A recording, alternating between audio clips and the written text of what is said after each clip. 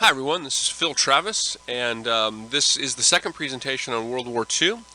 And this particular presentation, we will consider the end of the war, and particularly the Pacific theater in the end of the war. And we will also be taking a look particularly at the American side of things in the Pacific theater, the realities of the Pacific theater, and some of the long-term significance for the Pacific theater, particularly with relation to developments of independence movements in Indochina or Vietnam, which will eventually develop into the Vietnam War, and also the ramifications for the usage of the atomic bomb on Japan.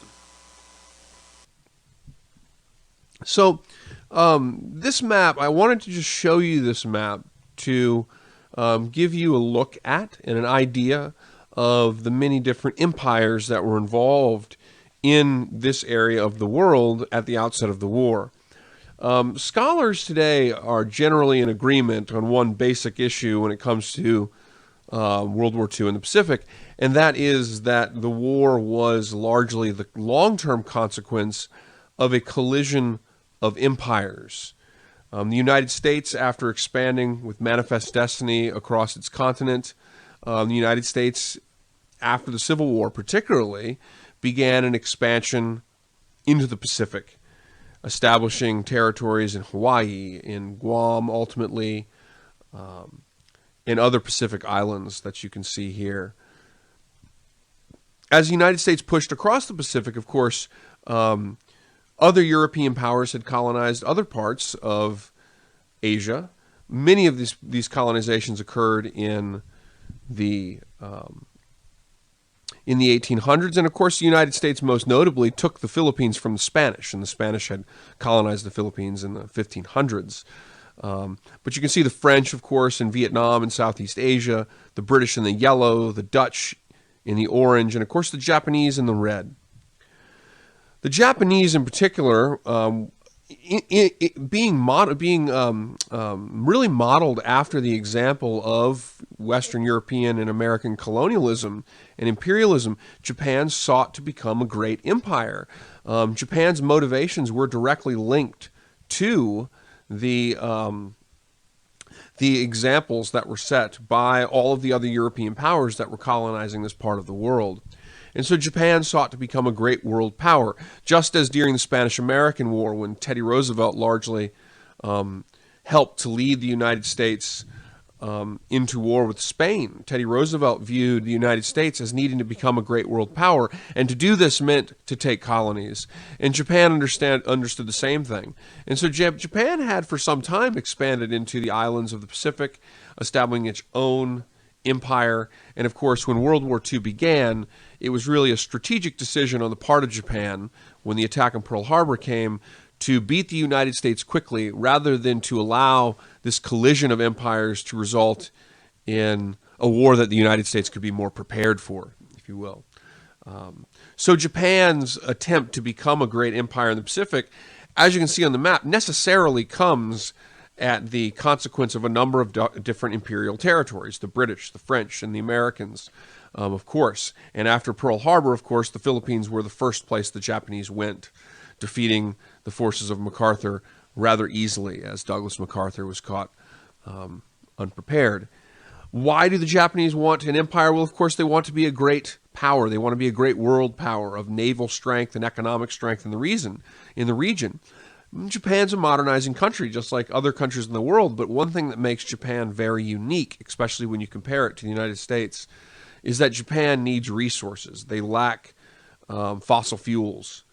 And so their push into the areas of the Dutch East Indies and the Philippines and Southeast Asia, this was driven largely out of a desire for resources and the establishment of a strategic empire.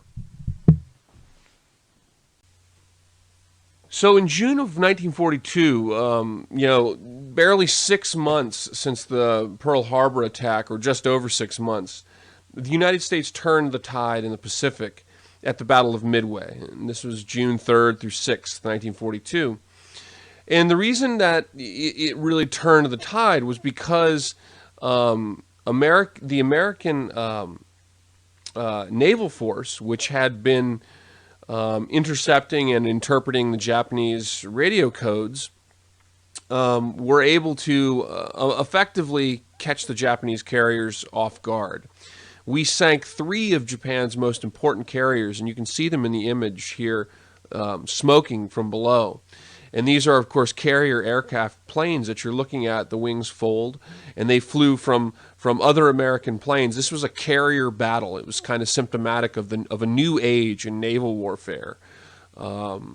Wars had historically been determined, at sea by ships of the line, gunships, battleships in the 20th century. But World War II became largely a war of the aircraft carrier. And when we sunk the 3 most significant of the Japanese aircraft carriers like the Soryu, the Akagi, for example, it really stopped Japan's offensive push. Most historians consider it the turning point of the war in the Pacific, the point at which Japan's offensive capabilities were no longer present, and the United States slowly began to win a war of attrition against the Japanese.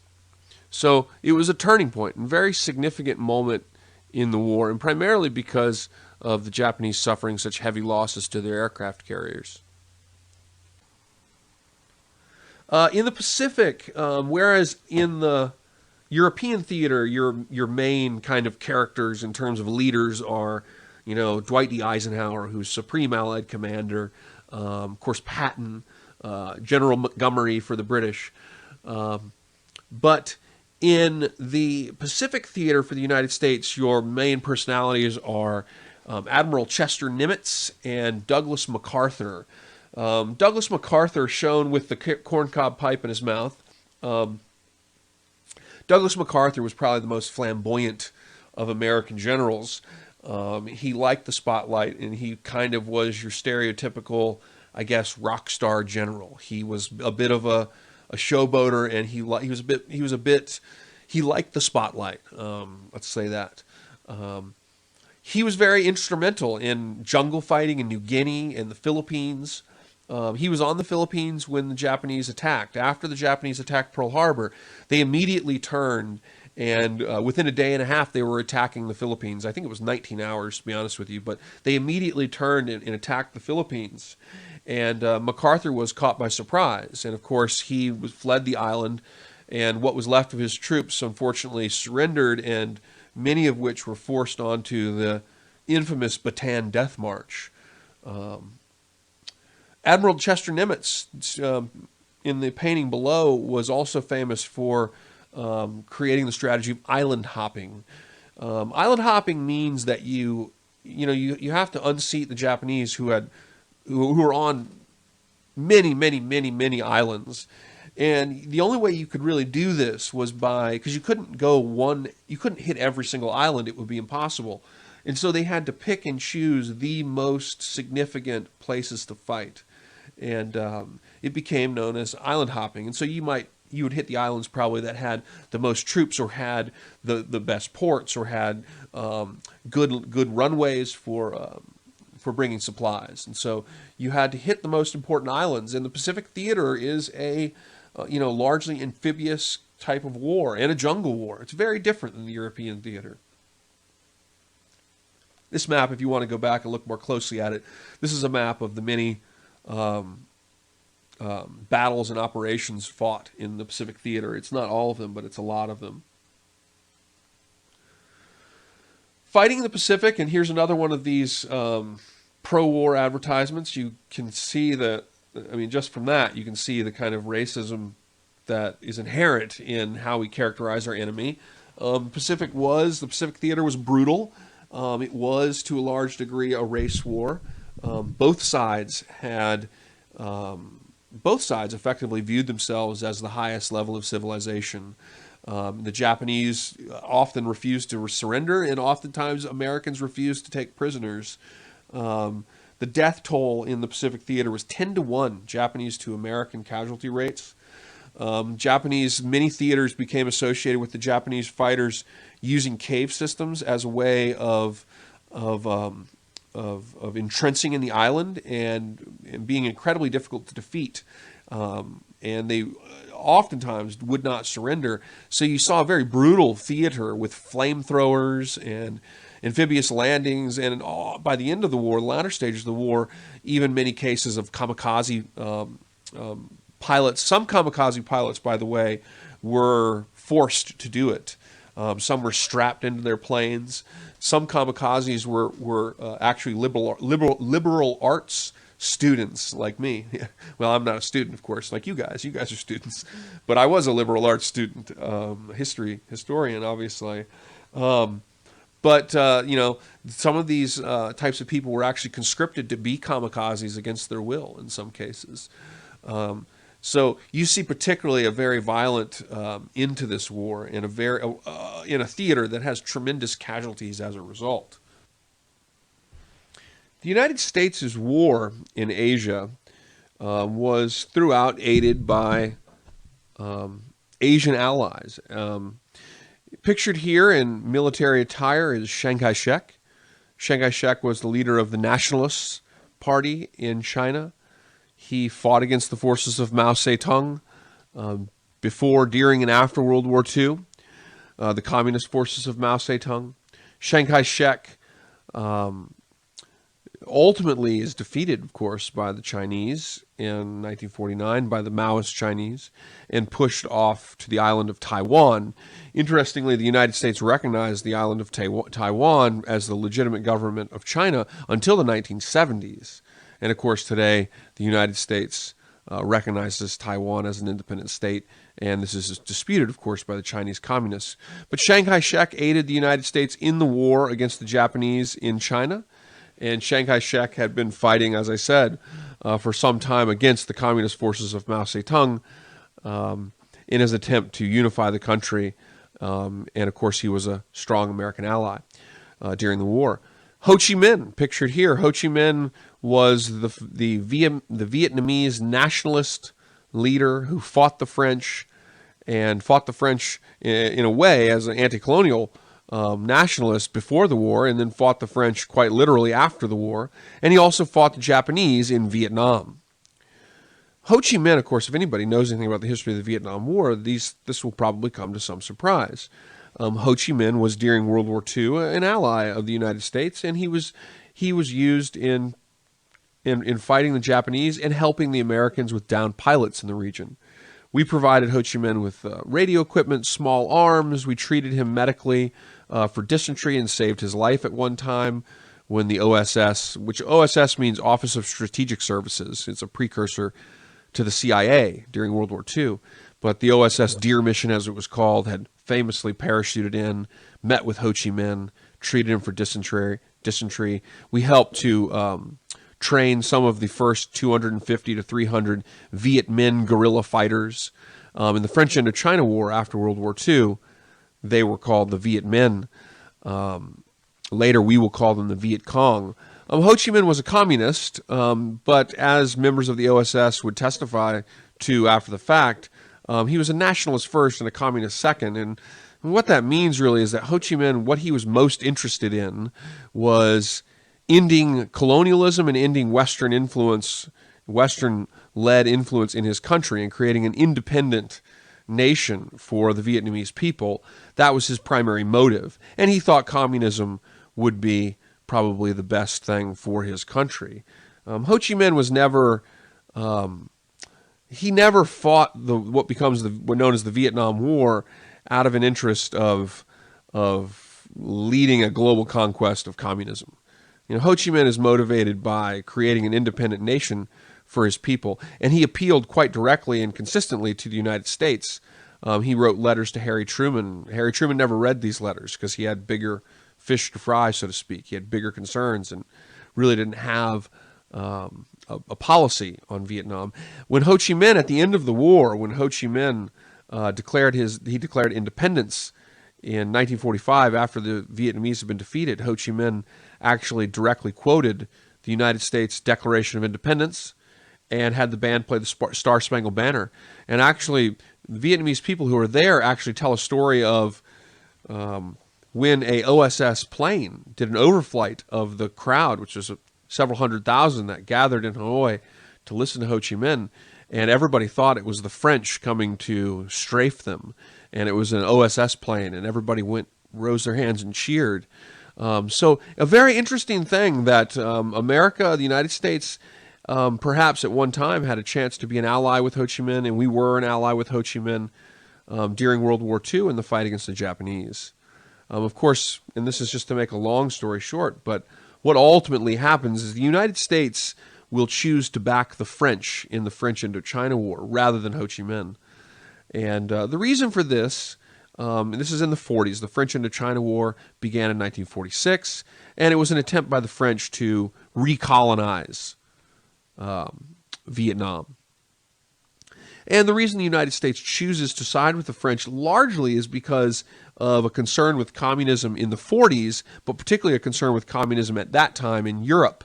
We were deeply afraid of communism sweeping across Western Europe, and France had communists in political parties, and we were very afraid that a weakening of the economy and the political will in France could result in France and other Western countries falling to communism. And that was something in the 40s that we could not accept. And so the United States ultimately supports the French. And then, of course, over time, by the late 40s and the early 50s, as you have the Korean War and China falling to communism, the United States increasingly interprets Vietnam in the sense of kind of a global containment policy, containment of communism. And this is when the United States really begins its war against Ho Chi Minh. But during World War II, they were allies of convenience, if you will. The end of the Pacific was really a war of attrition, much in the way that World War I was a war of attrition. Of course, it was a war of attrition in Europe, too. It was a war of attrition, period. But Japan kind of whittled down slowly. We completely destroyed their merchant shipping with unrestricted submarine warfare. The United States did. Japan had completely run out of pilots. By 1944, they really had no naval ability whatsoever outside of a few ships and some submarines. They were literally just kind of slowly being beaten to the point of unconditional surrender. In March of 1945, the United States firebombed Tokyo, which killed about 83,000.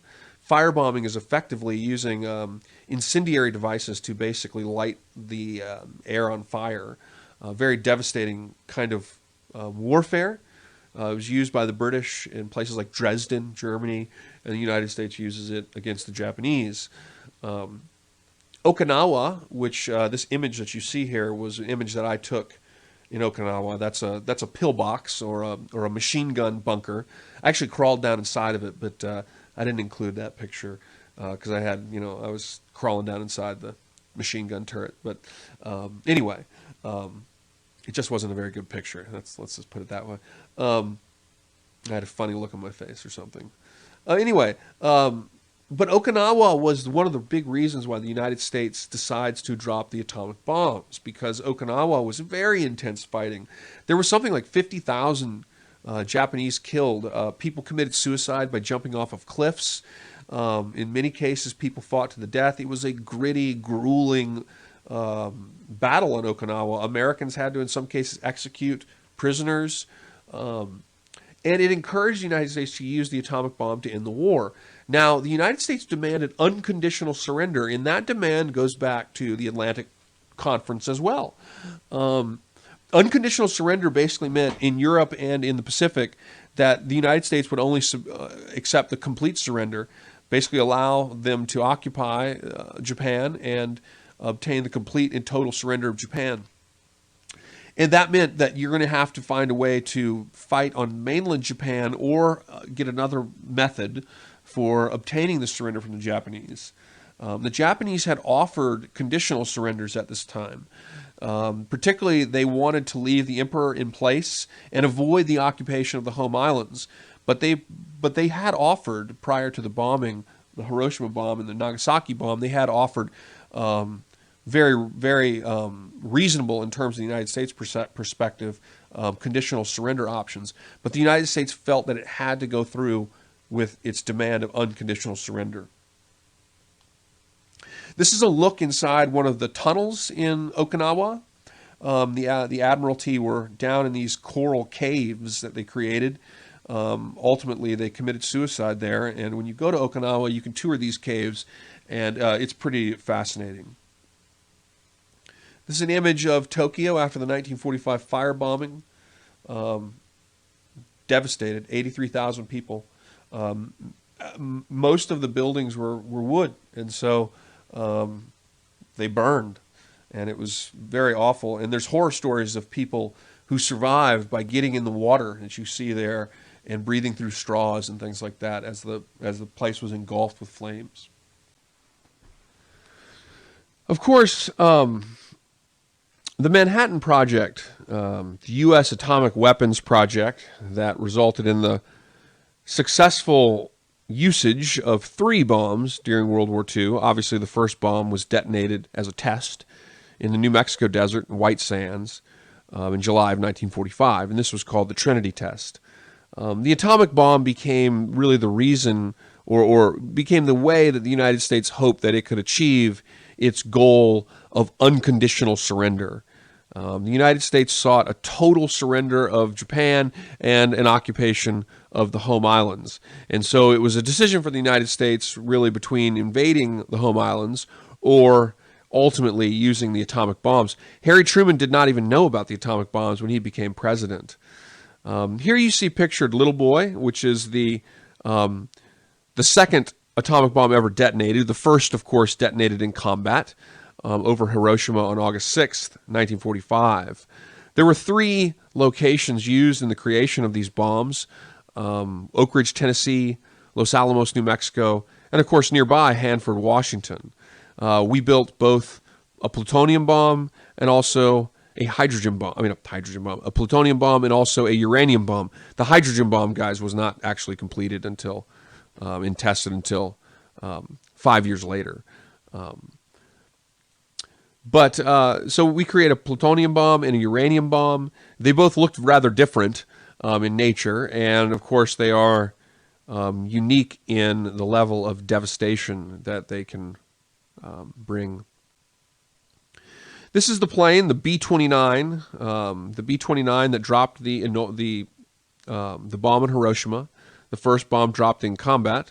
It was piloted by Lieutenant Colonel Paul Tibbets, and of course, this is a B-29, and it flew ultimately from the island of Tinian-Delahey and ultimately over Hiroshima on August 6th, 1945.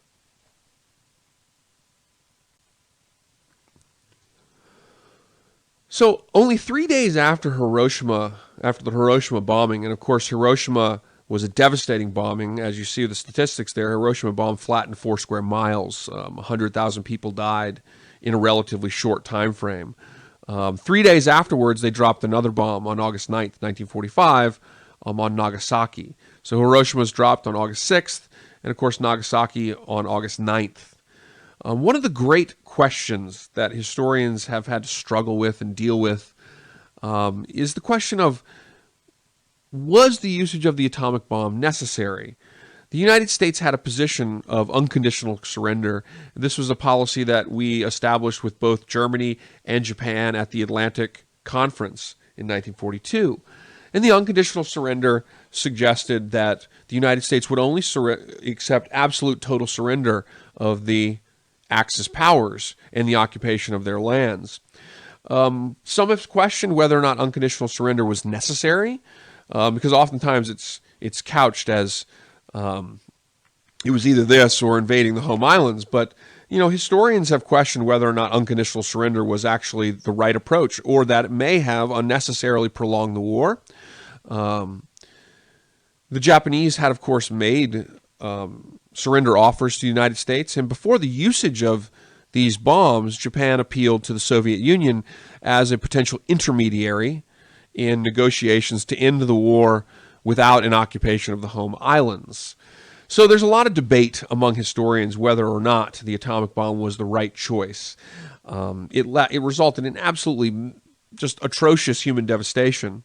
100,000 people died in Hiroshima, around 80,000 died in Nagasaki. And of course, that doesn't count for long-term issues with birth defects, leukemia, other forms of cancer, and so on. So it's a devastating thing, and of course it unleashes on the world the technology of ultimately nuclear warfare, which perhaps that's inevitable, but nonetheless, the construction and usage of these weapons unearths this technology, and the consequences for that are obviously huge. Nuclear proliferation today remains perhaps the greatest concern in terms of global foreign policy. Now, I also say that this is often something that's difficult for Americans to think of. World War II becomes a conflict for Americans that is highly romanticized.